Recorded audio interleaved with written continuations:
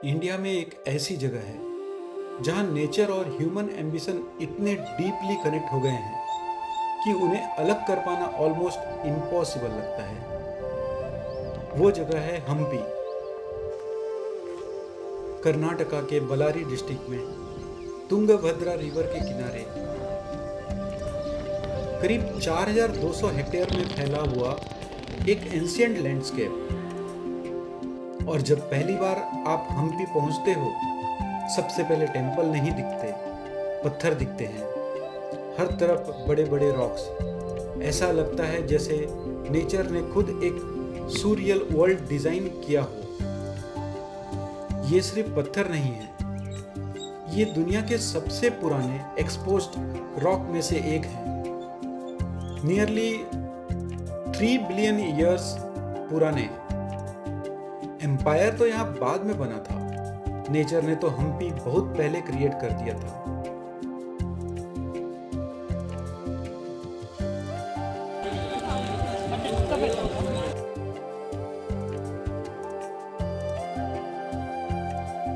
हम्पी एक normal tourist place नहीं लगता। यहाँ आके ऐसा लगता है जैसे किसी फॉरगेटन सिविलाइजेशन में एंटर कर गए हो।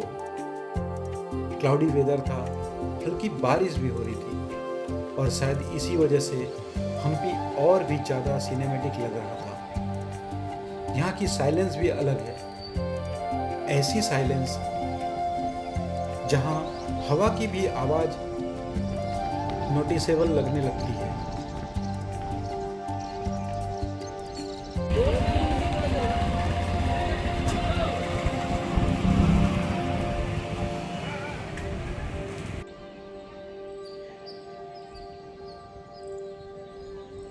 हम्पी सिर्फ खंडर का सिटी नहीं था, ये स्पिरिचुअलिटी, आर्किटेक्चर और डेली लाइफ का कॉम्बिनेशन था। ससी विकालू और कडाले कालू गणेशा देखते वक्त ऐसा लगता है जैसे स्टोन भी आज जिंदा हो सकता है। इतने सालों बाद भी प्रेजेंस अभी भी वही फील होती है।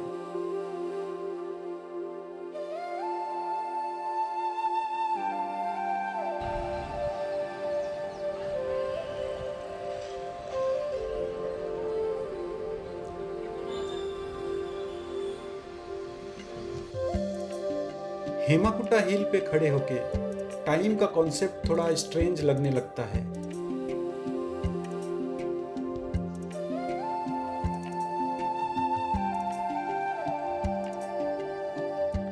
यहाँ कुछ टेम्पल्स एम्पायर से भी पुराने माने जाते हैं।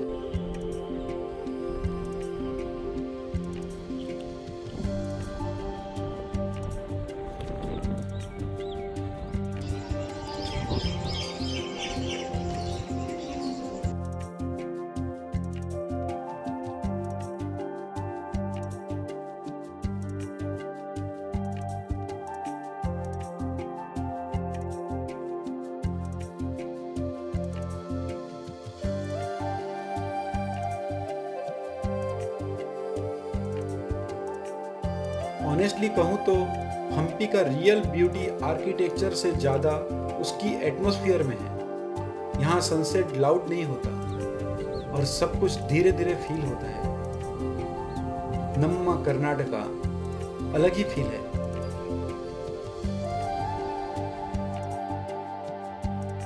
(1565) में विजयनगर एम्पायर कोलैप्स हो गया था। बहुत कुछ डिस्ट्रॉय हो गया, लेकिन एक चीज कभी नहीं रुकी, विरूपाक्षा टेम्पल में पूजा।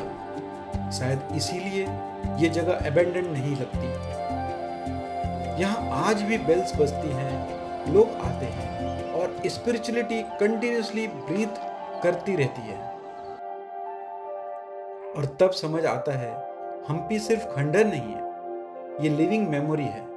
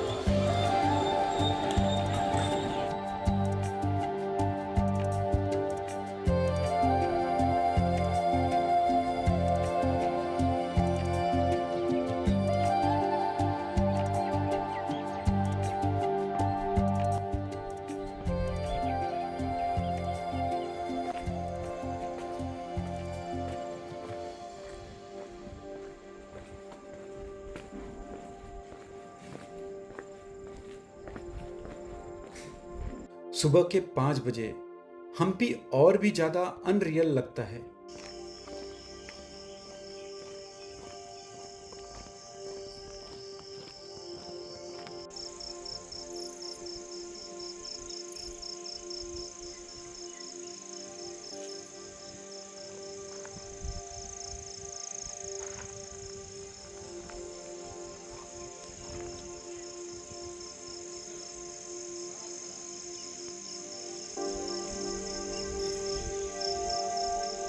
मतंगा हिल ट्रैक करते वक्त सिर्फ फुटस्टेप और हवा की आवाज़ आ रही थी, और जब सनराइज स्लोली रॉक के ऊपर फॉल होना स्टार्ट हुआ, ऐसा लगा जैसे पूरे लैंडस्केप वेकअप कर रहे हैं।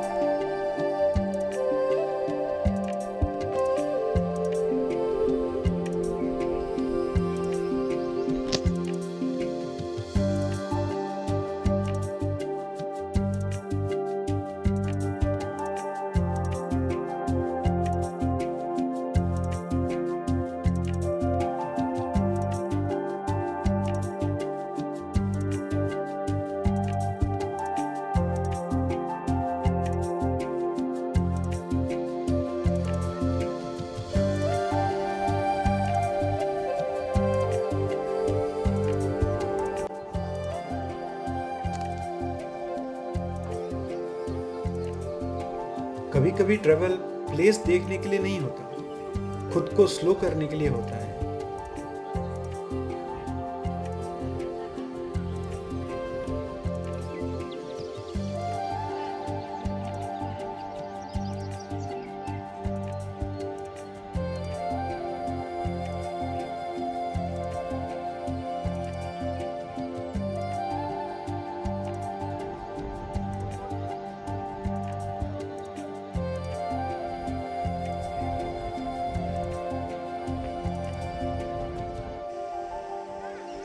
तुंगभद्रा रिवर के बिना हम्पी कंप्लीट फील नहीं होता।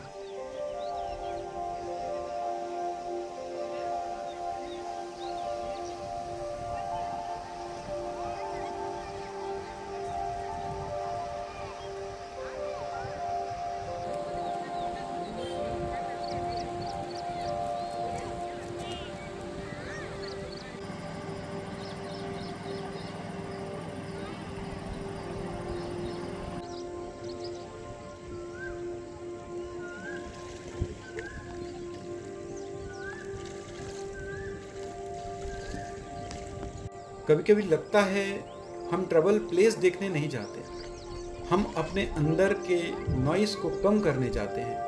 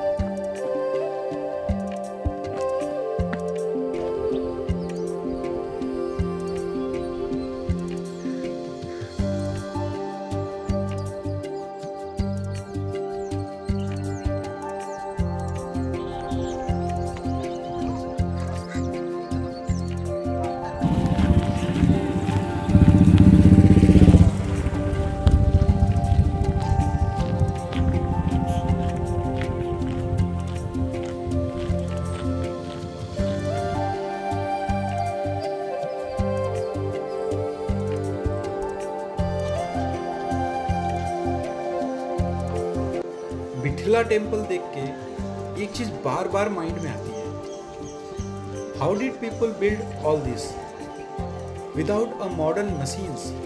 स्टोन चैरियट सिर्फ एक मॉन्यूमेंट नहीं था, ये देवताओं और इंजीनियरिंग का कॉम्बिनेशन था। और सबसे इंटरेस्टिंग बात, इतने खामोश जगह में भी आर्किटेक्चर को साउंड के अराउंड डिजाइन किया गया था।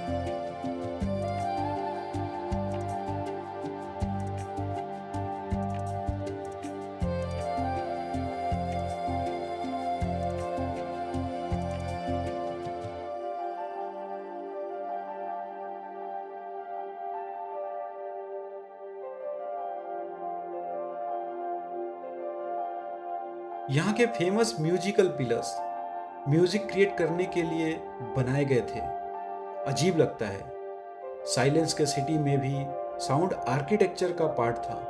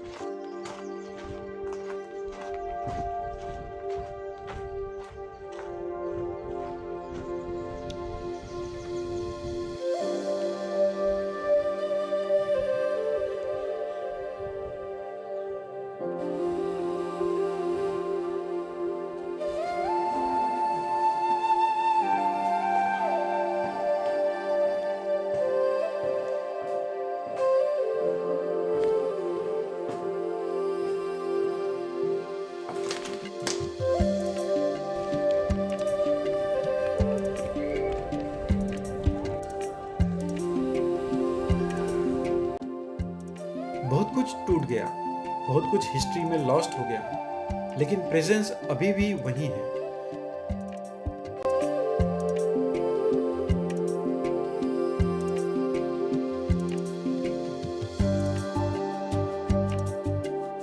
यहाँ की साइलेंस भी अलग है, लेकिन एक वक्त था जब यही हम्पी दुनिया के सबसे रिचेस्ट सिटी में काउंट होता था। 14th सेंचुरी में ये विजयनगर एम्पायर की ग्लोरियस कैपिटल थी। कहते हैं यहाँ के बाजार में ओपनली हीरे जवाहरात बेचे जाते थे, और आज उन्हीं रोड पर सिर्फ हवा चलती है।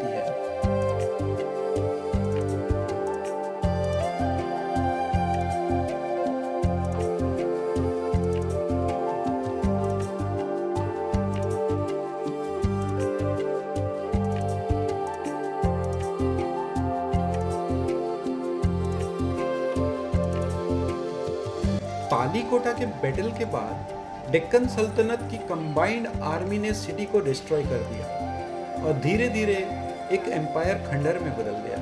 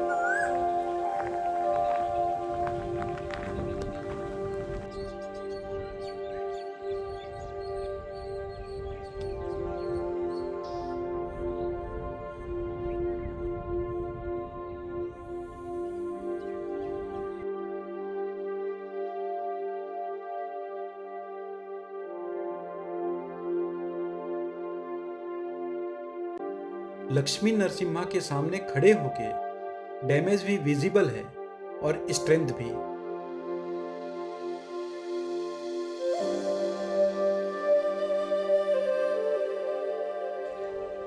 अच्युतरया बाजार में आज सिर्फ हवा चलती है, लेकिन कभी यहाँ लाइफ थी, बाजार था, लोग थे, आवाजें थी, और अब सिर्फ साइलेंस बचा है।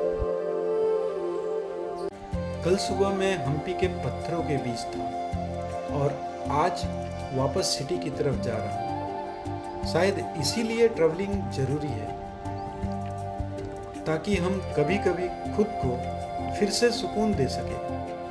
हम्पी सिर्फ एक प्लेस नहीं लगा, एक साइलेंस लगा जो अभी भी जिंदा है।